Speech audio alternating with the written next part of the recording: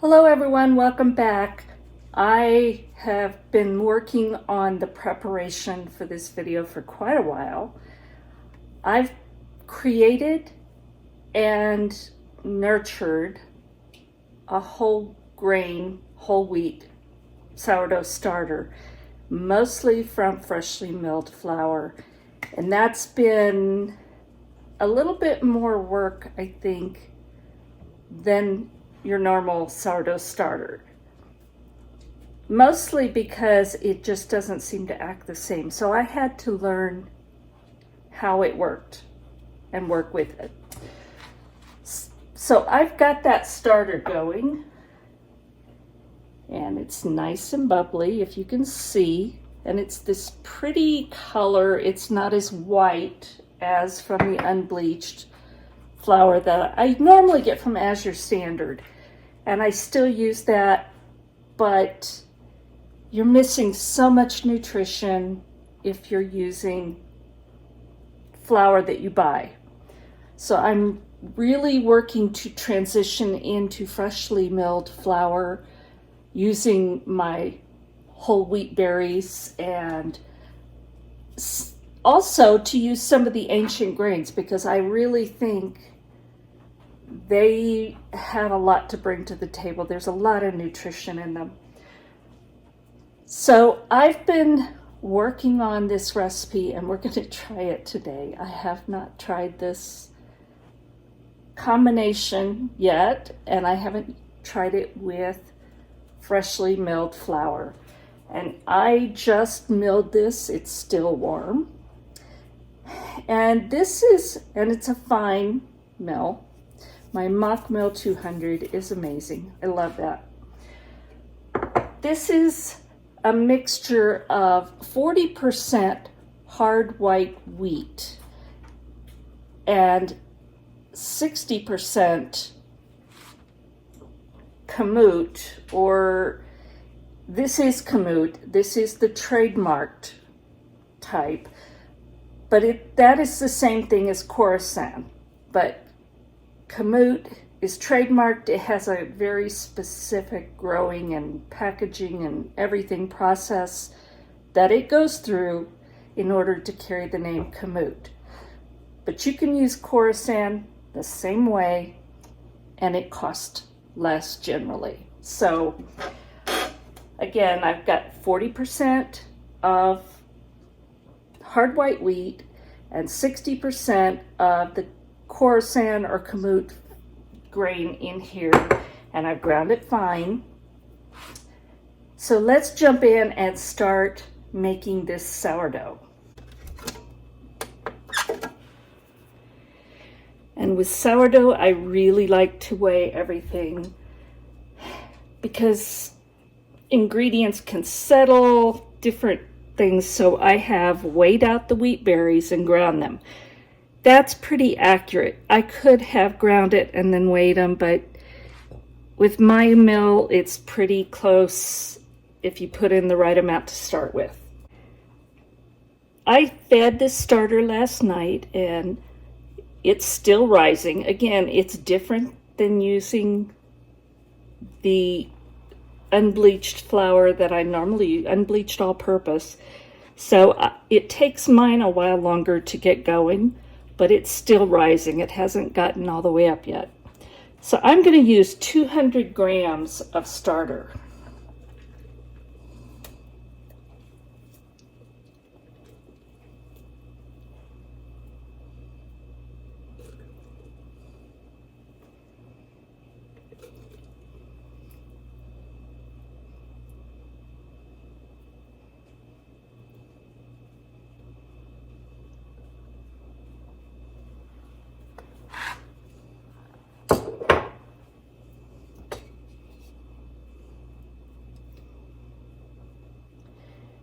And that is close enough. Now I'm going to tear or zero out my scale. And since that's in there, it won't matter because it's already included in the weight. And this is slightly warm water. Do not use chlorinated water. Mine is from my well and has been filtered. So I'm going to use 320 grams.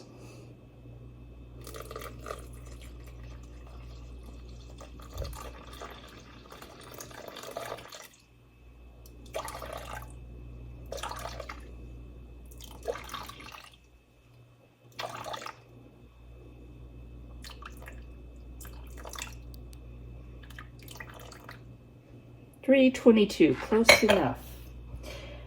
Now, I love this little scale, and I'll put a link for it below if I can find one. A lot of the more inexpensive scales I've seen don't register as right away. There's kind of a lag from the time you pour something in and it weighs it. This one is almost instant, which is really nice on a recipe like this. Now I'm just going to get this stirred well so that sourdough starter is mixed throughout the water.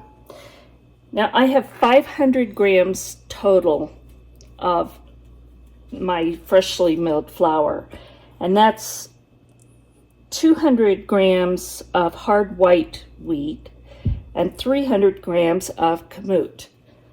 So I already know that it's about the right amount, but we're gonna see. So I've zeroed out my scale again, and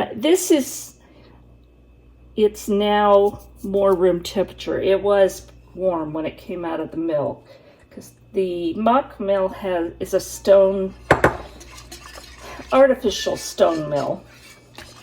So you'll always have a little bit of heat, but you don't want too much because it can hurt the nutrients.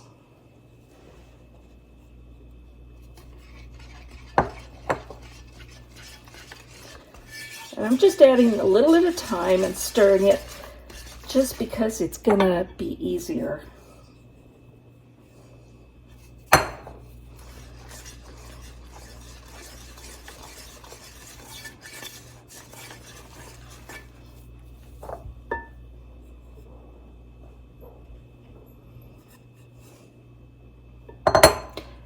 $4.97. I can live with that. So 3 grams off in that amount that I milled.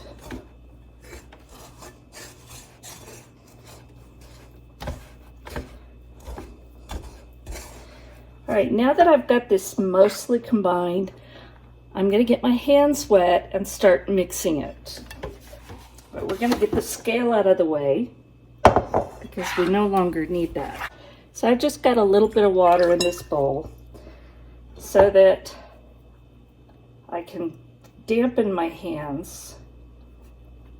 It makes it much easier to work with the sourdough.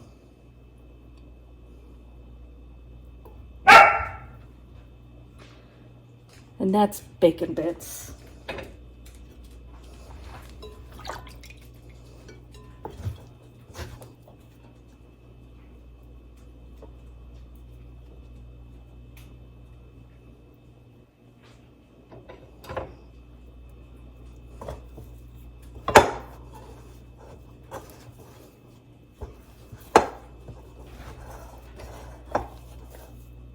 And I'm just going to work it. I'm not really kneading it. Right now what I'm trying to do is just incorporate all the flour. Because again, we're doing this by weight and we need that flour in there. Now I do know that kamut sometimes needs extra water, so I'm going to be watching for that. And I may have to add just a little more. But I'm going to wait and see because I want to try and see what it absorbs when I let it rest.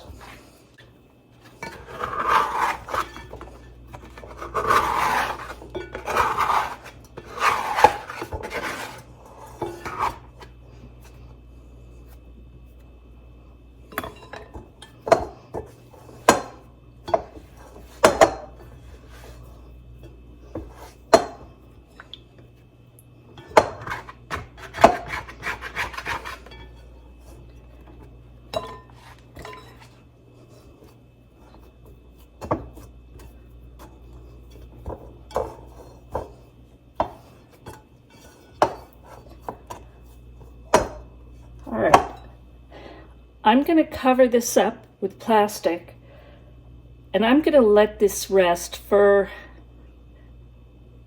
a good 15 minutes, and then I'll come check on it.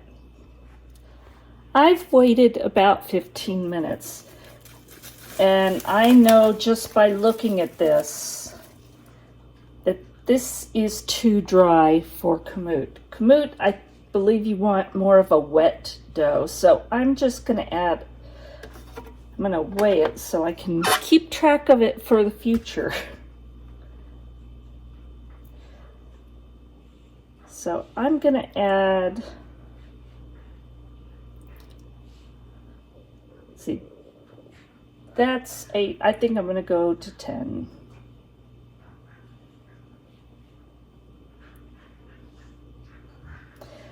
So I've added 10 grams, and I'm going to work that in and see what it's like, because you want a wet dough. And I think we're going to need more than that.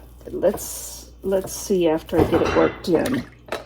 And again, I'm wetting my hands because it doesn't stick as badly. So this is much better already. You can tell it's more shiny.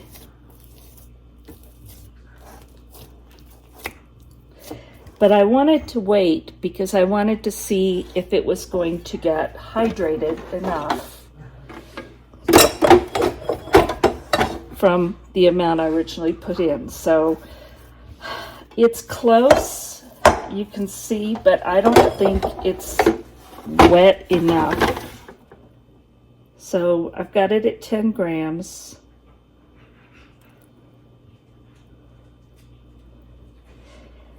And I'm going to take it to 15, and I'm pretty sure that'll be plenty.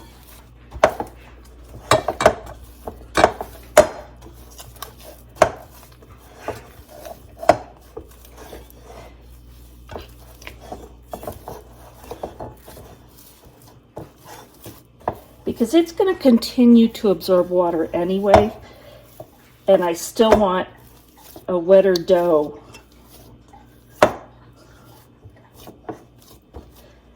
Yeah, I don't even think that's enough.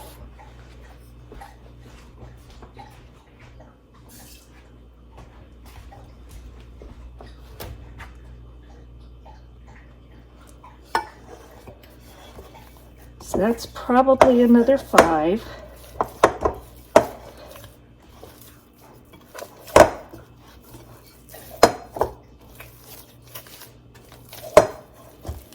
And work it in.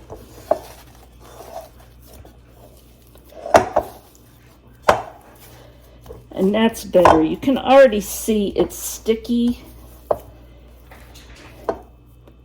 And that's what we want. So again, I started with a recipe that I thought would work, and I'm adjusting it for what I know about the ingredients. So now I'm going to cover this up well again. And I'm going to let this sit for an hour, and then we'll come back and start working it. It's been 1 hour, and you can really see, let me get this plastic off. You can really see how much more relaxed this is, and it's even slightly dry, but I'm not going to do anything to it right now. But that's an Autolyse, and what that is, that gives the fresh milled flour time to absorb the water, and it also gives it some time for the gluten strands to start developing and to relax some. But you notice we didn't put any salt in there yet, and we don't do that for a reason. With sourdough, the yeast isn't like your commercial yeast, and it needs time to work before you add salt, and salt will retard it. So I'm going to put 15 grams of, this is kosher salt, and I'm adding it now. But what I'm gonna do, as you can see, it's just starting to stretch slightly, but not much. And get my hands more wet. And I'm just gonna start pulling and folding this and enclosing and incorporating that salt.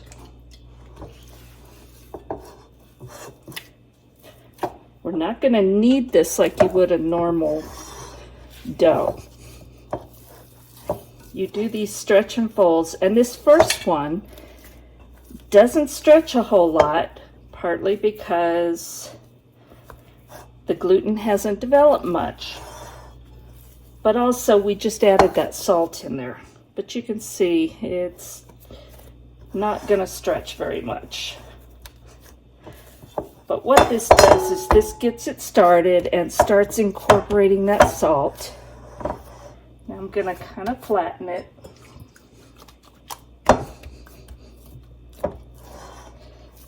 Now I'm gonna do this stretch and fold 3 to 4 more times, depending on what the dough feels like. And I'm gonna do it in half-hour intervals. And I won't show you each time. I will show you as the dough starts to develop, so you can see what you're looking for when you stretch and fold. So I'm gonna cover it up again, let it sit, and then we'll come back in 30 minutes. It's been 30 minutes. This will be our second stretch and fold. And again, we'll do 4 or 5 at half-hour intervals. But now, let's take a look at what it's like. I'm just gonna, because deliberately want this to be wet and tacky. So it is a little bit, and that's okay. So you can already see how much more stretch you get from this.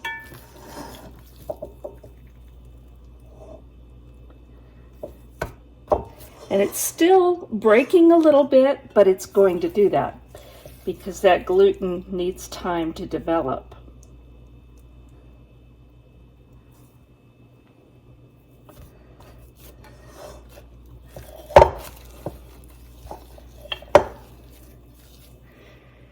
And you can see it's really not stretching at this point. So that's telling me I've stretched it enough for this time. And I always like to turn it over after the stretch and folds. It helps even out the temperature, and it also helps make sure you're getting the more thorough incorporation and stretch. So I'm going to cover this back up.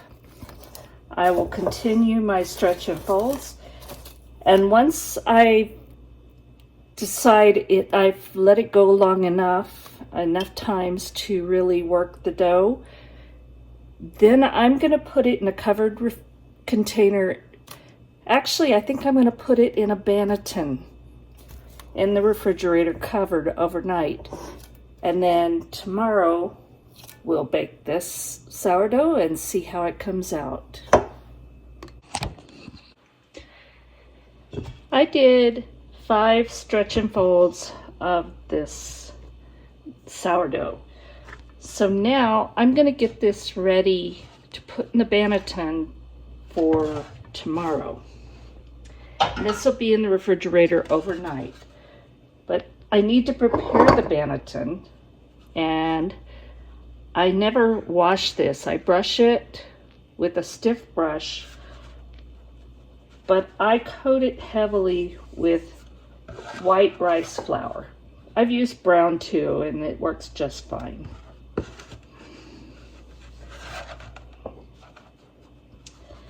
But you want a heavy enough coating that this is not going to stick when it comes time to take the dough out to cook it.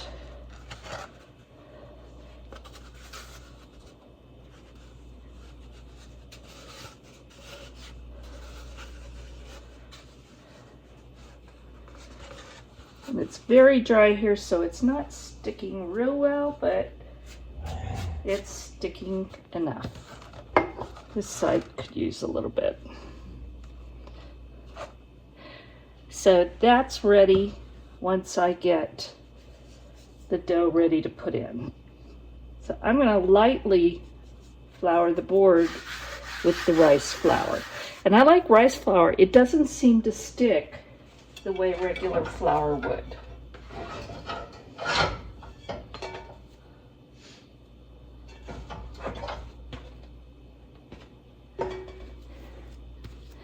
And if you can see, it's still tacky, and that's what I want. Especially from everything I've read on the Kamut, you want it to be a tacky dough, very high moisture. So I'm just going to put a little bit on top so that I can work it.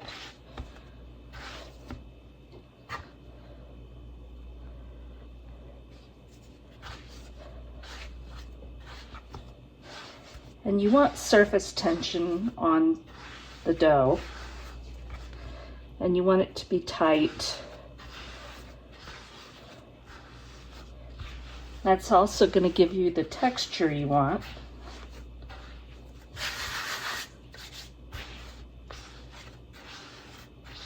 So I'm just turning and pushing the sides of my palms.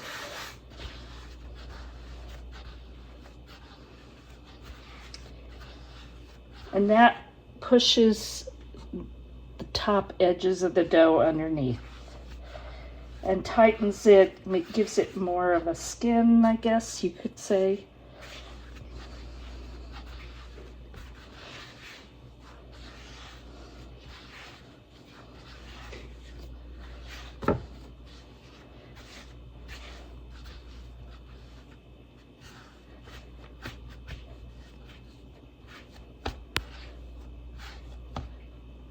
And I think that looks good. So now we're just going to bring it over here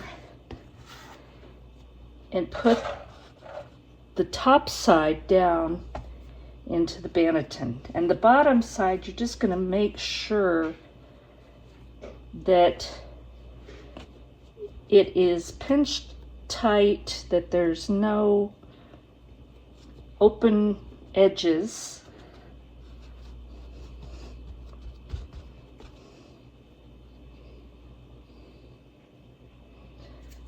Very light coating. Now I've found the best way to put this in the refrigerator overnight. I'm gonna go wash my hands, they're not working.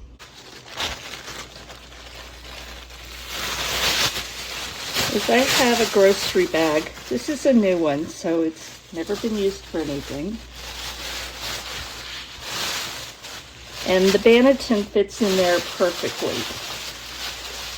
I'm gonna tie a loose knot and push that under. This will go in the refrigerator until tomorrow, probably afternoon. And that's when I will prepare to bake it.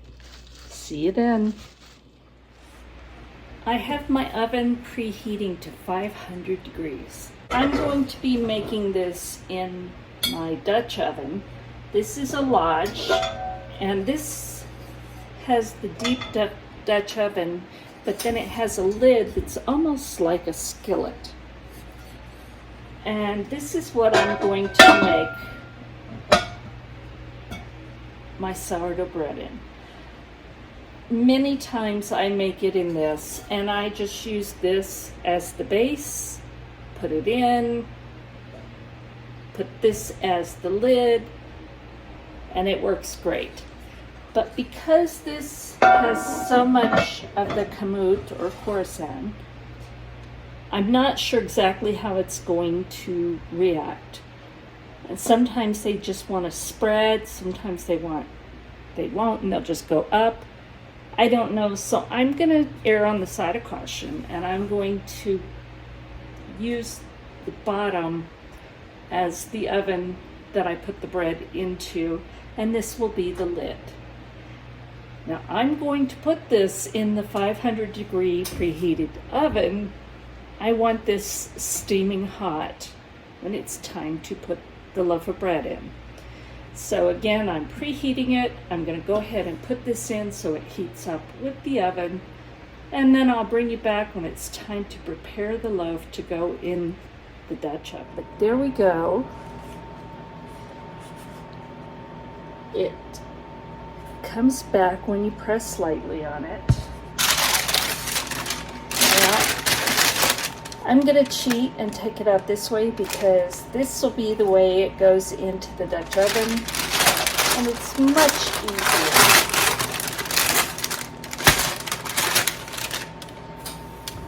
And if you've put plenty of rice flour on it, it comes right out. Just beautiful. So now I'm going to score it.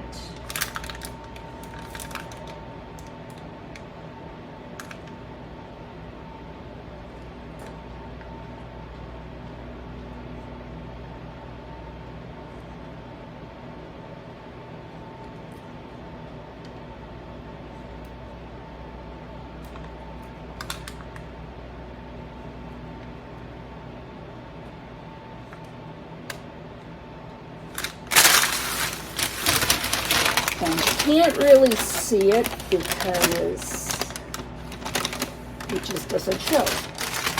We're going to get ready to put this in the Dutch oven.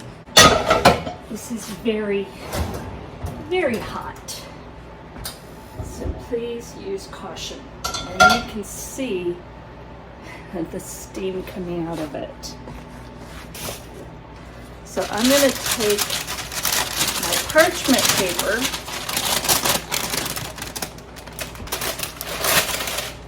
drop it in, and one thing I like to do is spritz it with water well. And I'm going to do that right before I put the lid on. That will create steam. I'm going to put it in the oven and reduce the temperature to 450. And I'm probably going to bake that about 20 to 25 minutes. It's been 20 minutes. So let's take a peek.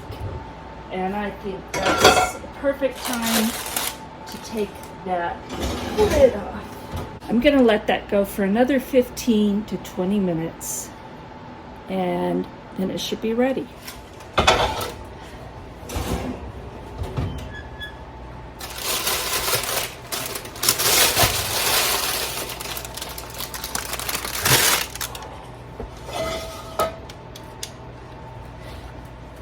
All right, let's check this out. That already looks better. And it sounds like it's done.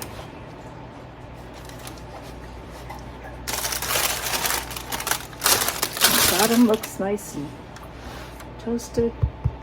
Yeah, that's cooked. So there it is. I'm going to let this cool completely. As hard as that is, because if you don't let it cool completely, when you cut this open, it's going to be gummy.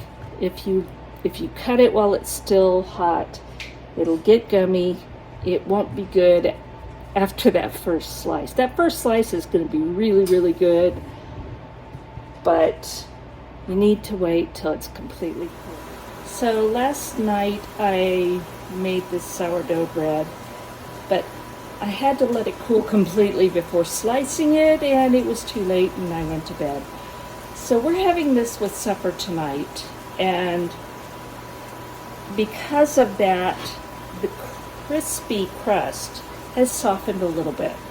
So I'm going to stick it back in a 350-degree oven for a short time just to crisp it back. All right, I left this in a 350-degree oven for, I don't know, 15, 20 minutes, something like that. It's not as crisp as it was last night, but it has crisped up some. So let's cut in and see what it's like.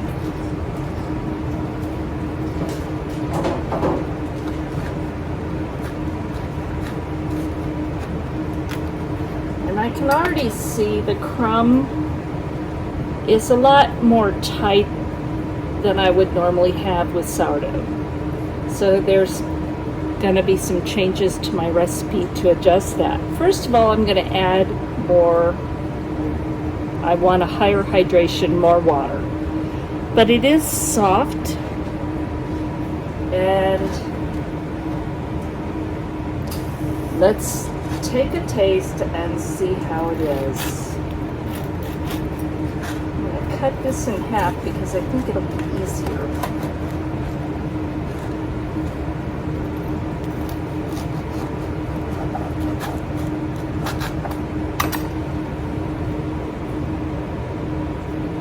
So there's the crumb.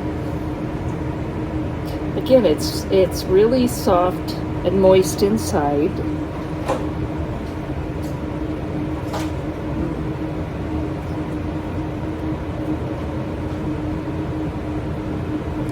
Has a wonderful flavor. Really different, really good flavor.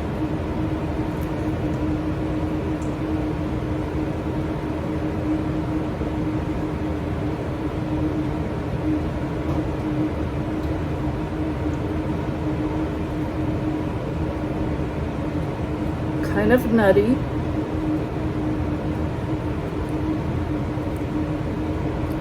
Which is very different.